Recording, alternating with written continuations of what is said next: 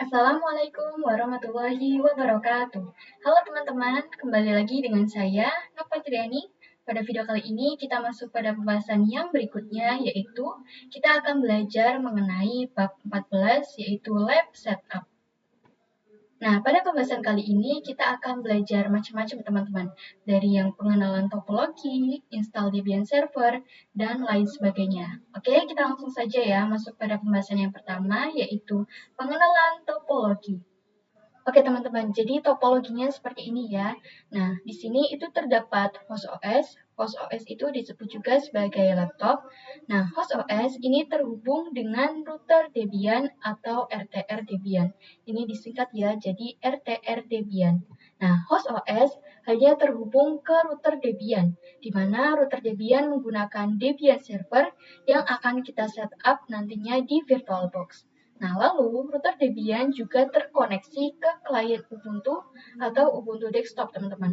Nah, router Debian juga terkoneksi dengan internal network, di mana di internal network ini terdapat dua server, yaitu server 1 dan server 2. Jadi, pada topologi kali ini kita memiliki 3 kriteria ya, teman-teman. Yang pertama yaitu Ubuntu desktop, yang kedua itu Debian server, dan yang ketiga itu Ubuntu server. Oke teman-teman, selanjutnya kita masuk pada pembahasan yang berikutnya yaitu install Debian server. Jadi di sini itu kita akan setup router Debian terlebih dahulu ya. Sebelum itu kita masuk ke VirtualBox. Nah, di sini teman-teman lihat ya, ini saya memiliki virtual machine 1 yaitu Debian server. Nah, sebelum itu kita harus menghapus terlebih dahulu teman-teman. Caranya kita klik kanan, kemudian kita remove. Lalu kita pilih delete all files. Jangan remove only ya. Ini remove only itu hanya menghapus sementara. Sedangkan delete all files ini berarti menghapus secara keseluruhan. Jadi ini kita langsung saja klik pada delete all files. Nah, kemudian di sini kita pilih new teman-teman. Kita klik. Nah, kemudian di name, ini terserah teman-teman mau kasih nama apa, tetapi ini sesuai topologi, jadi kita masukkan nama RTR min Debian. Nah, seperti ini. Kemudian pada folder, ini terserah teman-teman mau masukkan ke folder mana, ini saya akan default saja. Kemudian pada type, ini type itu Linux ya teman-teman. Kemudian versinya juga Debian 64-bit. Jadi kita bisa langsung saja next. Nah, pada base memory, ini kita bisa sesuaikan sesuai dengan host OS teman-teman. Ini saya akan default saja, kemudian kita bisa next. Pada bagian ini kita bisa langsung saja next, kemudian finish. Nah, ini virtual machine pada RTR Debian sudah terbuat ya teman-teman. Lalu di sini kita bisa langsung saja running atau start. Nah, kemudian muncul tampilan seperti ini ya teman-teman. Di sini kita diperintahkan untuk memasukkan file ISO. Jadi kita pilih order, lalu kita masukkan file yang sudah kita buat atau kita sudah simpan dalam file teman-teman. Ini saya kebetulan sudah download Debian 12.7. Jika teman-teman belum mendownloadnya, bisa teman-teman download ya di Google Chrome. Seperti ini. Kemudian kita bisa klik open. Lalu kita pilih mount and retrieve boot. Nah, pada bagian ini kita pilih yang install ya teman-teman. Lalu kita bisa enter. Kemudian pada bagian ini saya akan menggunakan bahasa Inggris saja. Ini kita bisa enter. Jadi pada bagian ini kita tidak bisa menggunakan kursor ya teman-teman. Kita menggunakan keyboard enter.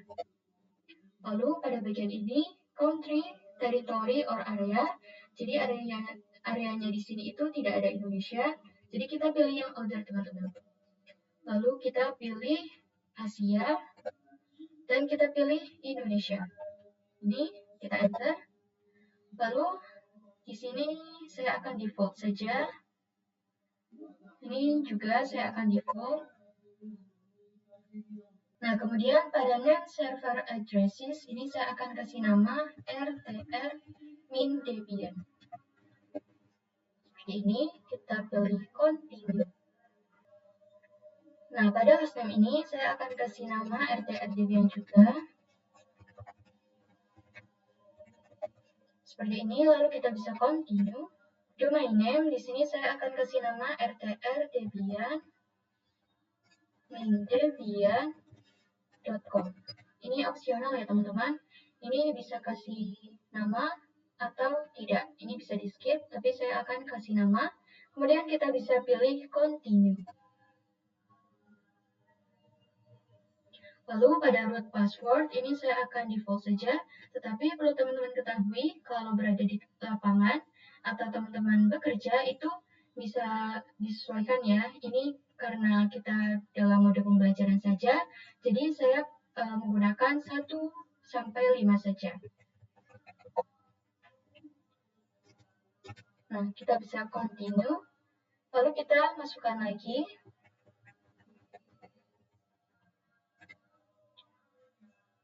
Pada full name for the new user, ini saya akan menggunakan nama saya saja. Lalu kita pilih continue. User for your account, ini saya akan default saja, Nova Triani juga. Nah, lalu di sini kita masukkan password lagi ya teman-teman. Ini saya menggunakan password 1 sampai 5. Nah, kita masukkan lagi.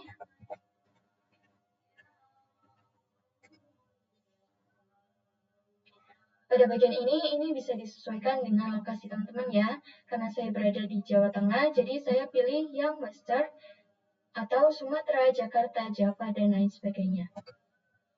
Pada bagian ini kita pilih yang atas ya teman-teman. Kita bisa enter. Lalu kita enter lagi. Lalu kita bisa enter lagi all files in one partition. Nah, kita bisa enter pada finish partitioning and write change to disk. Write the change to disk, ini saya akan yes ya teman-teman. Scan extra installation media, ini saya akan pilih no saja. Kemudian use a network mirror, ini saya pilih no. Kemudian pada bagian ini saya pilih no, ini optional ya teman-teman. Nah, pada bagian ini saya pilih Debian Desktop Environment, kemudian Genome. Kemudian saya akan checklist yang SSH server, teman-teman. Nah, jadi perlu teman-teman ketahui, di sini jangan pilih enter ya. Kalau kita tekan yang enter, itu akan pilih continue. Jadi di sini itu kita pilih spasi ya, teman-teman. Kita klik spasi pada keyboard teman-teman. Seperti ini. Lalu saya akan continue. Enter. Nah, kemudian install the group bootloader to your primary drive. Di sini kita pilih yes ya teman-teman. Kita bisa enter. Lalu kita pilih yang slice SDA. Nah, kita enter. Nah, kemudian ini sudah selesai ya teman-teman. Finish the installation. Kita pilih continue. Nah, di sini malah menginstalnya UI ya teman-teman. Kan saya sudah katakan sebelumnya bahwa kita akan menginstal Debian Server hanya CLI. Namun pada proses instalasi, tadi kita tidak mendisable untuk instalasi Debian Environment.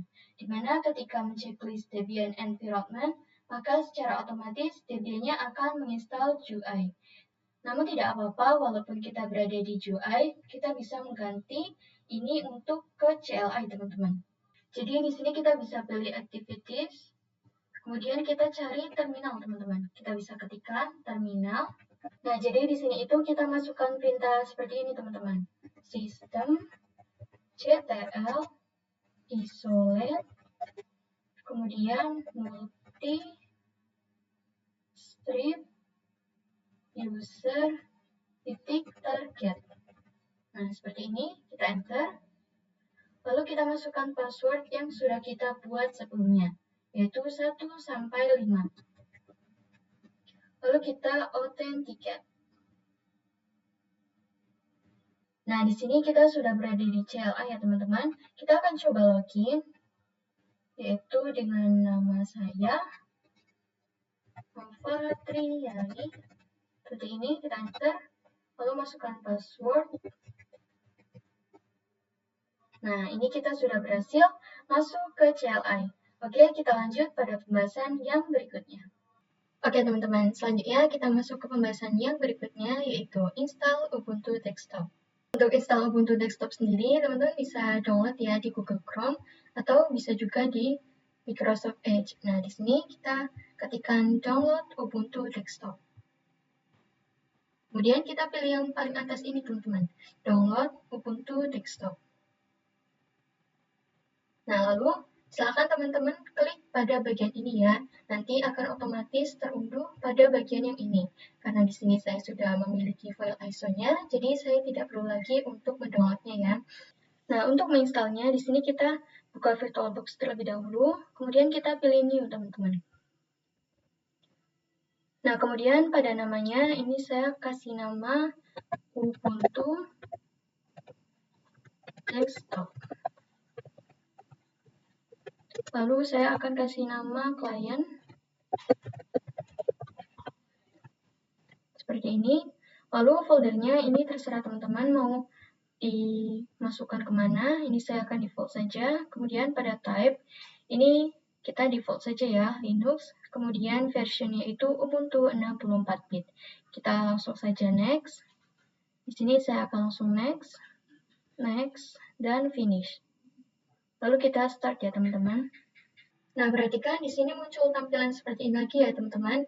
Di sini kita masukkan file ISO dari Ubuntu Desktop yang sudah kita unduh sebelumnya.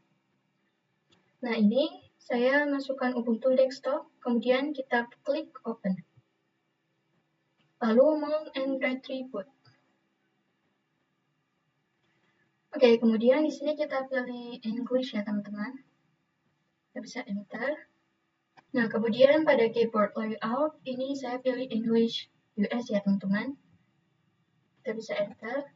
Nah, di sini terdapat dua opsi ya teman-teman.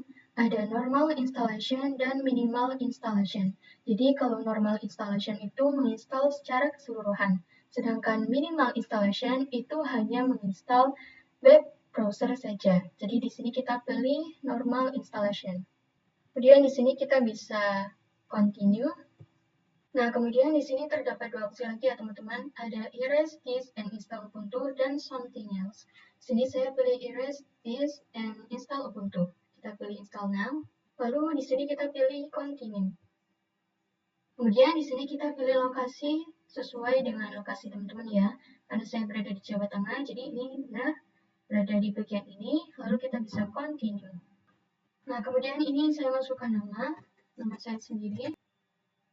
Pada pick a user, ini saya akan menggunakan nama saja ya, Nova. Jadi ini tidak berawalan huruf kapital, langsung kecil saja. Di sini kita masukkan password juga.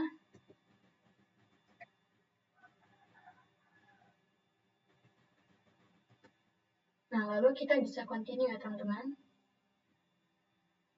Oke teman-teman, ini instalasinya sudah selesai ya, atau installation complete. Nah, di sini kita pilih restart now.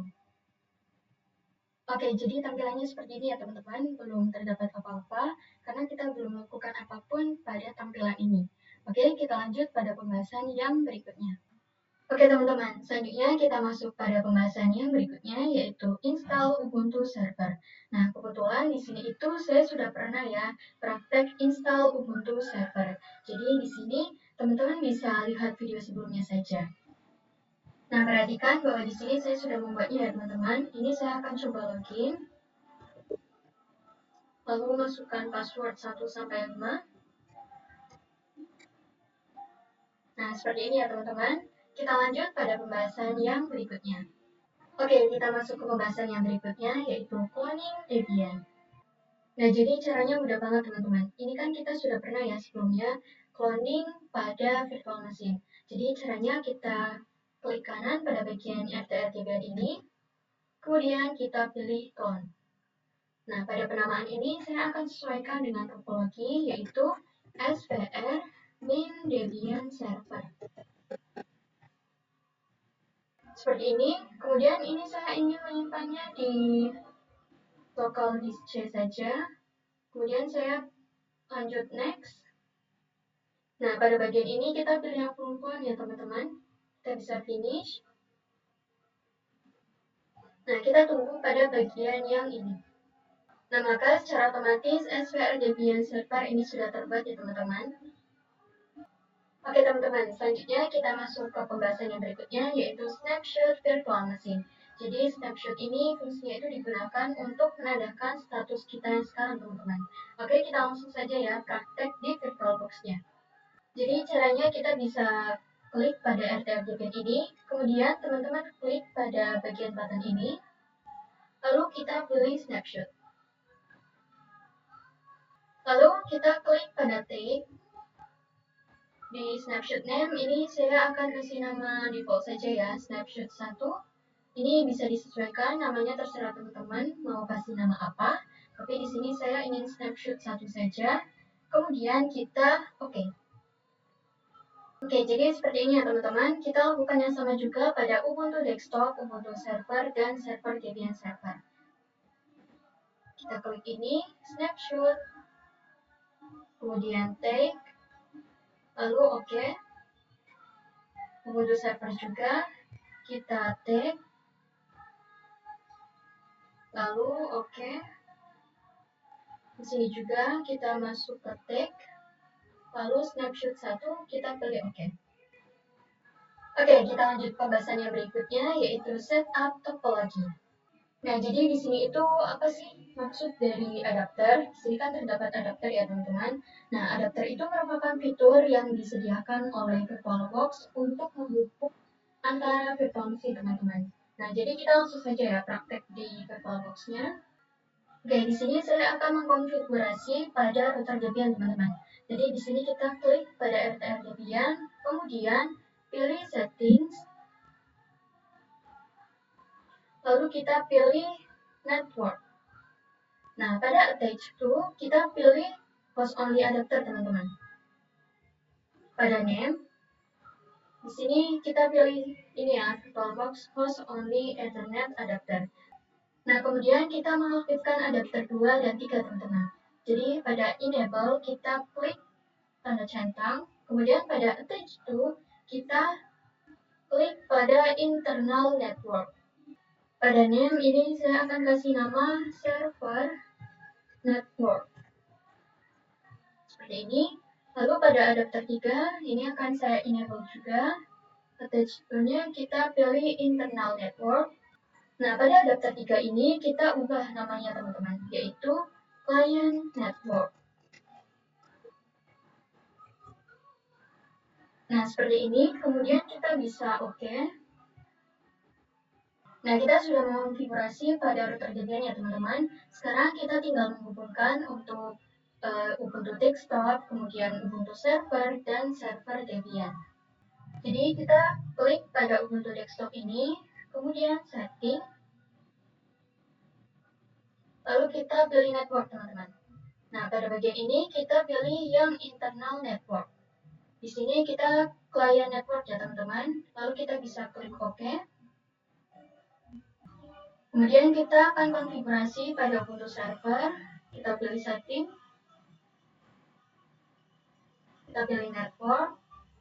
Di adapter 1 ini kita pilih internal network, dan pada bagian name, ini saya kasih nama server network. Seperti ini, lalu kita bisa klik OK. Nah, kita akan konfigurasi juga pada Debian server, kita klik setting, lalu network, lalu pada attach to kita pilih internal network, name-nya kita kasih nama server network. Seperti ini, lalu kita bisa klik OK. Oke teman-teman, selanjutnya kita masuk ke pembahasan yang terakhir, yaitu konfigurasi RAM pada virtual machine. Nah, pada pembahasan kali ini kita akan mengkonfigurasi RAM pada setiap VM teman-teman.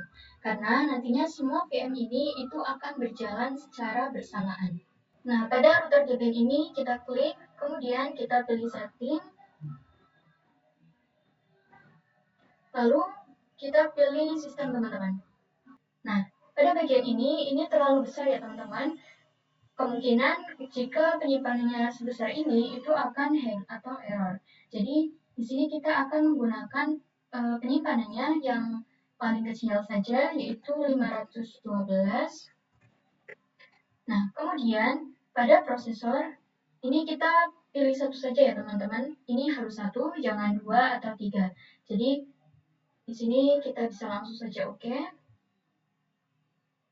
Nah, kita lakukan yang sama juga pada Ubuntu Desktop, Ubuntu Server, kemudian Server, Debian Server. Kita pilih setting, sistem, kita ubah menjadi 512. Lalu prosesornya harus satu, seperti ini. Kita klik OK. Kita pilih setting, kemudian sistem, 512. Prosesor 1, lalu kita klik OK. Server Debian, kita lakukan yang sama juga.